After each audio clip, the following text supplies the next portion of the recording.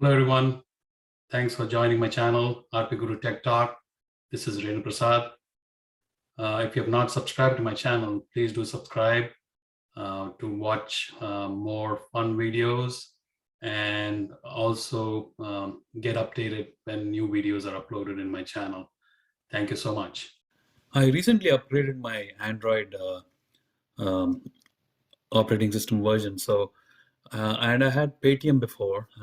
I want to install it again because I want to use it this time.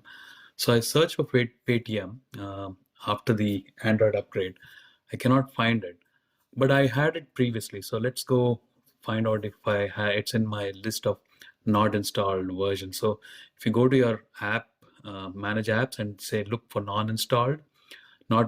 So you will see, if you scroll down, you will find the Paytm app which you had installed previously.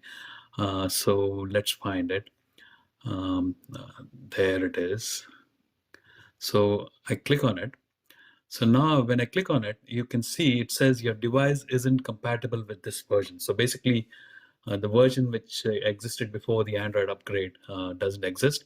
So what I'll do is I'll go search in Google, look for Paytm, and for the new Android version, I say Paytm APK. APK is the Android. So actually, I'll tell you what APK is. So look for Paytm Android 12 APK. APK is a software package which you can install outside the Google Store. I mean, it's you have to take a risk sometimes, but it has worked for me. So it's left to you to install it or not. So I look for the latest version. So I can see there was one version recently in June. So it gives you a warning saying it could be harmful to your phone. But I wanted to install it desperately because I wanted to use the app. So I downloaded it, and apkmonk.com is a good place to find valid apps, not junk. So I've downloaded it's downloading, and once I've downloaded, now I'm going to install the app.